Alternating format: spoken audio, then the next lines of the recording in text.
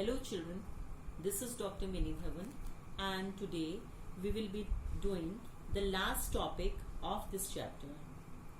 We'll be talking about allegories, nationalism and imperialism. During 18th and 19th centuries, artists they tried to give a face to the nation. For this, they started portraying it as a person, especially a female figure. The female form, which was chosen to personify the nation, did not stand for any particular women in real life. This depiction means this picturization of female figure as a nation by various artists became an allegory of the nation. Now, what is this allegory? It is expressing abstract idea in the form of a person or a thing.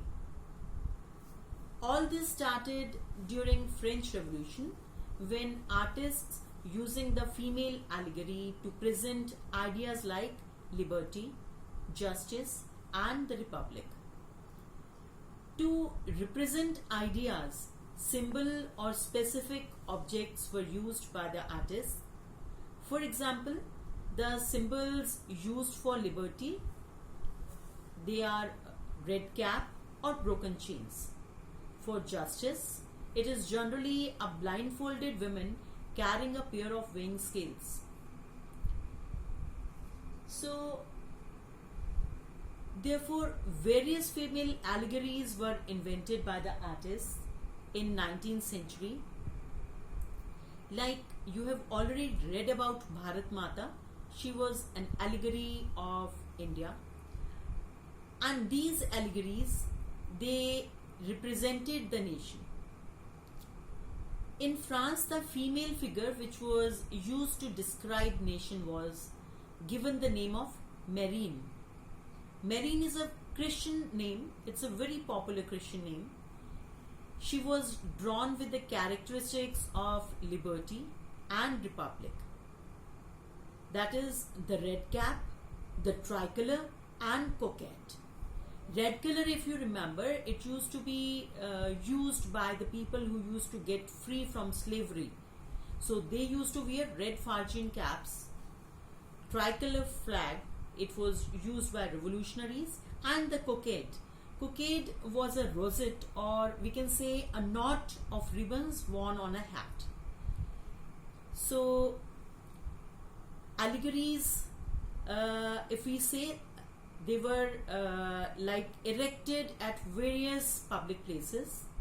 The statues were erected, and this was done to remind the public of the national symbol of unity. Marian images were marked on coins and stamps, and similarly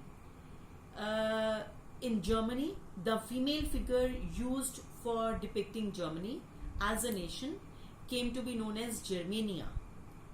Germania is generally shown wearing a crown of oak leaves, as German oak stands for heroism.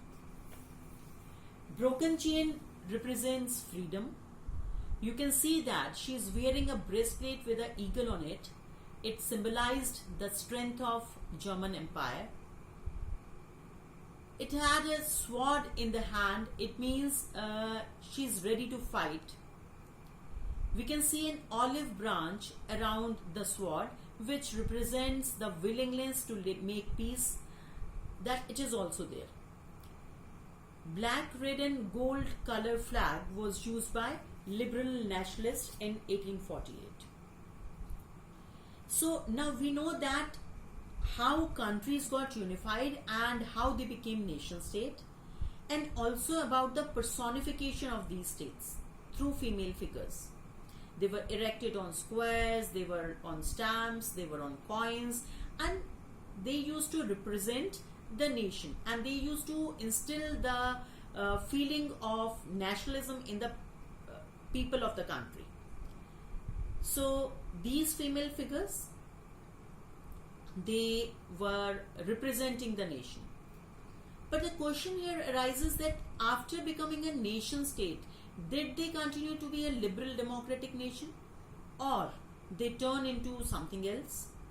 Well, yes, after becoming a nation state, the countries began to extend their boundaries in order to increase their power and influence over the other regions of the world. This led to the birth of imperialism. So, what is imperialism? We will study next. During the last quarter of 19th century, a new political change was noticed. Now, nationalism no longer it retained its idealistic liberal democratic sentiments of the first half of the century, which were there in the first half of the century. People had a very idealistic approach towards democracy or towards the forming of a liberal democracy in the nation. That was there in the first half of the century. So now it had changed. During this period, nationalist groups, they became highly intolerant towards each other and were constantly in conflicts. They were fighting constantly. They were like fighting among themselves to gain more power.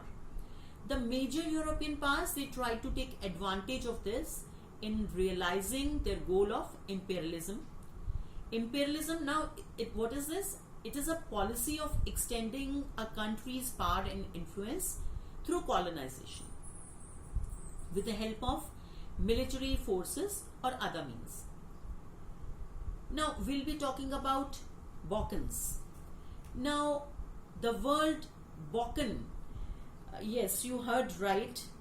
I'm saying Balkan because this is the right pronunciation. L is silent here, so this is Balkan. It was a region of geographical and ethnic variation, and it was comprising of, means it was consisted of modern day Romania, Bulgaria, Albania, Greece, Macedonia, Croatia, Bosnia, Herzegovina, Slovenia, Serbia, and Montenegro. The inhabitants were broadly known as Slavs. Inhabitant of this area, they were known as Slavs. Balkans was a region that was under the control of Ottoman Empire. I've already told you that Ottoman Empire was the empire from which Greece took its independence. We have discussed that. And it was a Muslim empire. The spread of the idea of romantic nationalism and the fall of Ottoman Empire resulted into high tension in the Balkan region. Although the Ottoman Empire, it tried hard to strengthen itself during the 19th century by modernizing and by internal reforms, but it was of no success. The region with European residents, they began to separate away from it, and they used to form as an independent state. The Balkan people, they stressed on independence on the basis that they were once independent nationalities taken over by foreign power. Taken over by foreign power, here the foreign power is Ottoman Empire. So they started struggling as to win back their independence. Now the situation was very intense because on one side Balkans were they were entering into rivalries, and on the other side Europeans, they came into the scene. The European powers, they entered into rivalry with each other. They wanted to establish their trade and colonies in Balkan region, and powers like Russia, Germany, England, and Austro-Hungary were keen on establishing their own power over the Balkans. And this resulted in a series of wars, and it ended up with the beginning of the First World War. The concept of nationalism supported by imperialism became a reason for Europe's disaster in the form of First World War, that was in 1914. During 19th century, many colonized countries, they began to oppose the rule of imperialistic countries. The anti-imperial movement that dwelt everywhere were nationalist. It is so because all of them were struggling to form independent nation states and had a sense of collective national unity. They were not aiming to follow the idea of imperialism. And now, this is a map which is celebrating the British Empire. If you will see closely, you will see angels at the top. They are carrying the banner of freedom, fraternity and federation. And in the foreground, it means on the front, if you will see, the symbols of British nations are there. Britannia, the allegory of Britain, she is sitting on the globe, and the colonies are represented through the images of tiger, elephants, forest and primitive people. Now, they were shown as backward people. Britishers, they falsely claimed the theory of civilizing mission. They said that God has entrusted white men with the burden of civilizing the world. So they were on their civilizing mission, and in this mission they went to different parts of the world like Canada, USA, South Africa, Australia and India. They were all part of British Empire. Now, it is like a fact that it's a very interesting fact when Britain, that was they came to India, and when they fought a battle, that was Battle of Plassey in 1757. At that time, Britain was not a nation state in the true sense.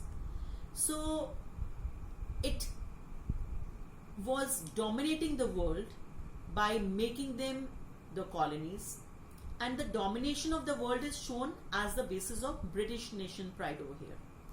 So with this, our chapter, it comes to an end, and very soon I'll come up with a new topic. Till then, stay positive, stay safe, goodbye.